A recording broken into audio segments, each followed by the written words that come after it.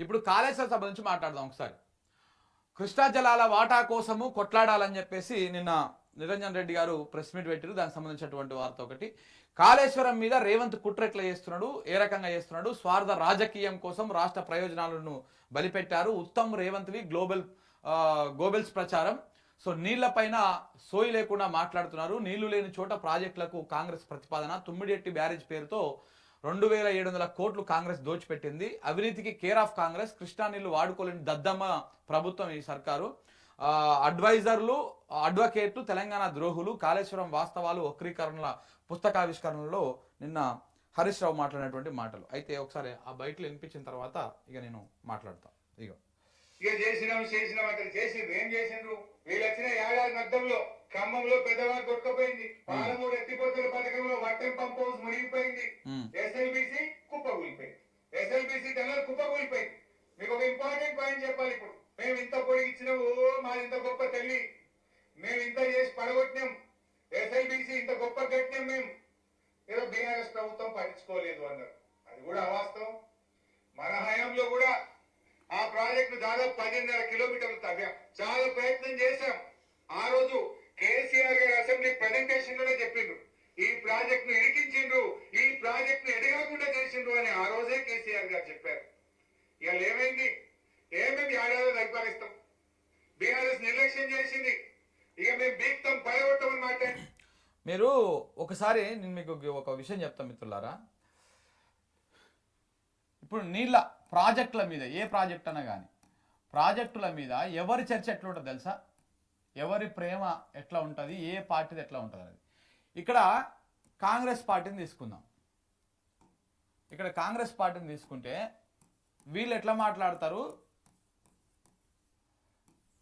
ఇక్కడ బీఆర్ఎస్ పార్టీని తీసుకుందాం, వీళ్ళు ఎట్లా మాట్లాడతారు. ఇక్కడ బీజేపీని తీసుకుందాం, అసలు వీళ్ళు ఏం మాట్లాడతారు. ఈ మూడు మనం ఒకసారి అబ్జర్వ్ చేస్తే, మీరు నేను ఈ మీటింగ్ మొత్తం స్టార్టింగ్ నుంచి ఎండింగ్ దాకా ఆనే ఉన్నా, మొత్తము విన్నా. ఎందుకంటే ఈ పుస్తకాలు అనేది నాకు ఇట్లా ఈ కాళేశ్వరం నీళ్ళకి సంబంధించినటువంటి పుస్తకాలకు సంబంధించి ఏమైనా జరిగితే కొంత ఇంట్రెస్ట్ ఉంటుంది, పోవాలనిపిస్తుంది, పోయి అవి మనము తీసుకుంటాం. అయితే ఇట్లా నిన్న మొత్తం స్టార్టింగ్ నుంచి ఎండింగ్ దాకా చాలా మంది మాట్లాడారు, చాలా మంది వక్తలు మాట్లాడారు. వి ప్రకాష్ గారు మాట్లాడారు, దేశపాండే గారు లాస్ట్కు మాట్లాడారు, చాలా మంది ఇరిగేషన్ ఎక్స్పర్ట్స్ కానీ నిరంజన్ రెడ్డి గారు మాట్లాడారు, హరీష్ రావు గారు మాట్లాడారు చివరిలో. ఇట్లా అందరూ మాట్లాడారు.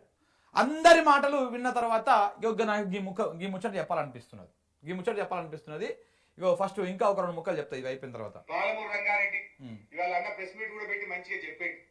పాలమూరు అయితే ఈ దీంట్లో కాంగ్రెస్ వాళ్ళు ఏ ప్రాజెక్టు గురించి మాట్లాడినా, కాళేశ్వరం గురించి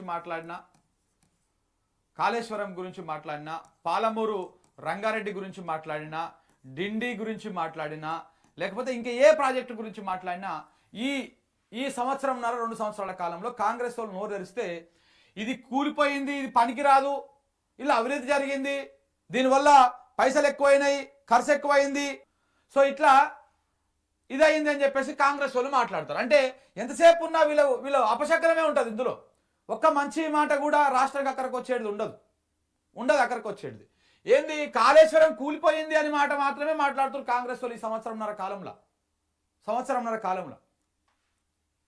వీళ్ళు ప్రాజెక్టుల గురించి మాట్లాడేది, ఇగో ఇది మన తెలంగాణకు అక్కడికి వస్తుంది, ఇగో ఈ తెలంగాణకు మంచిగా వచ్చేది, ఇది రేపు తెలంగాణకు నీళ్ళు ఇచ్చేది, ఇట్లాంటివి ఏమి ఉండవు వాళ్ళు మాట్లాడే దాంట్లో. ఎంతసేపున ఇది బాగాలేదు, అది బాగాలేదు, ఆ బరాజు మొత్తం కూలిపోయింది, ఆ పియర్లన్నీ కుంగిపోయినాయి, ఇది మాట్లాడతారు కాంగ్రెస్ వాళ్ళు. ఒక్కటి కూడా మంచి మాట మాట్లాడరు. అన్ని అపశకనాలే, శాపనార్థాలే, ఇది అయిపోయింది, అది అయిపోయింది, మొత్తం ఆయన దోసుకోవడం, మేము దోసుకోవడానికి ఏం లేదన్నట్టుగా మాట్లాడుతూ ఉంటాం. ఇది కాంగ్రెస్ వాళ్ళ మాట.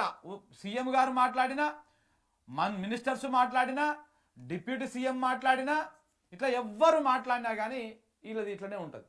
ఇక బీఆర్ఎస్ వాళ్ళు మాట్లాడితే ఒకసారి చూడండి, మీరు ఇప్పుడు కాదు ఎప్పుడైనా సరే ప్రాజెక్టుల గురించి బీఆర్ఎస్ వాళ్ళు మాట్లాడితే ఇక్కడ ఒక మేధోమదనం జరిగినట్టు అనిపిస్తుంటుంది.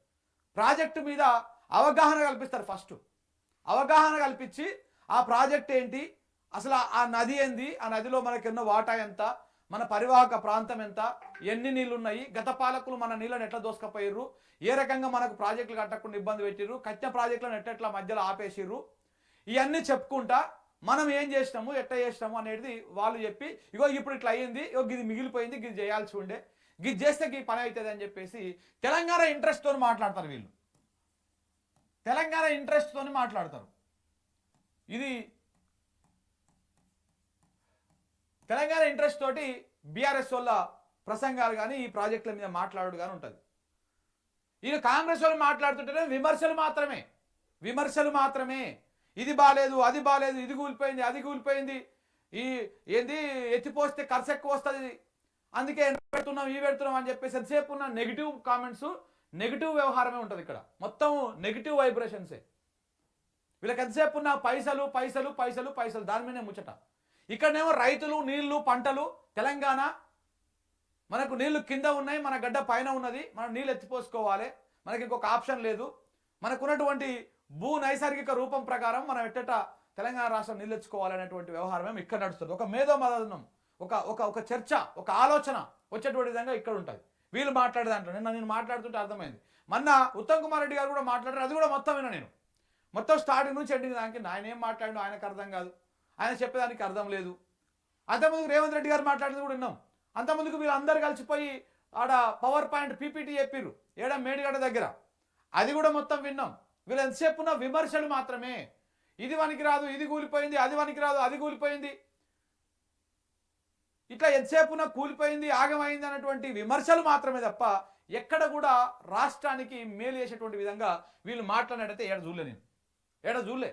ఇది చేస్తే ఇది మంచిగా అవుతుంది, ఈ లెక్క ప్రకారం చేద్దాము, సరే కేసీఆర్కి పొరపాటు చేసి దాన్ని సరి చేద్దాము, దానికంటే ఇంకా మెండుగా చేద్దాము, ఇట్లాంటివి ఏం లేవు. ఏ ఆలోచన లేదు. ఎంతసేపున నెగిటివ్ చేయాలి. ఇక ఇది బీఆర్ఎస్ వాళ్ళది, ఇది కాంగ్రెస్ వాళ్ళ కథ. ఇక బీజేపీ వాళ్ళది వీళ్ళది ఏముండదు, అంతా నోరు మూసుకొని కూర్చుంటారు అనమాట. వాడికి ఈ బీజేపీ ఎవ్వరికి కూడా, ఏ ఒక్కరికి కూడా ఆ ప్రాజెక్టు తెలియదు, ఆ ప్రాజెక్టులో ఉన్నటువంటి వ్యవహారం తెలియదు. సో ఇట్లా దీనికి సంబంధించి బీజేపీ వాళ్ళు ఎవరు మాట్లాడే ప్రయత్నం కూడా చేయరు. ఎందుకంటే వాళ్ళకేం తెలియదు, తెలిసినా మాట్లాడితే ఎక్కడ ఏ ప్రాబ్లం అవుతుందని చెప్పేసి ఎవరు ఏమన్నా మాట్లాడుతురా. ఇక కాంగ్రెస్ వాళ్ళు మాట్లాడుతున్నారు కాబట్టి వీళ్ళకి జర్ర లైట్గా ఒత్తాసు వాళ్ళకేటువంటి విధంగా అక్కడక్కడ మాట్లాడతారు కొంతమంది.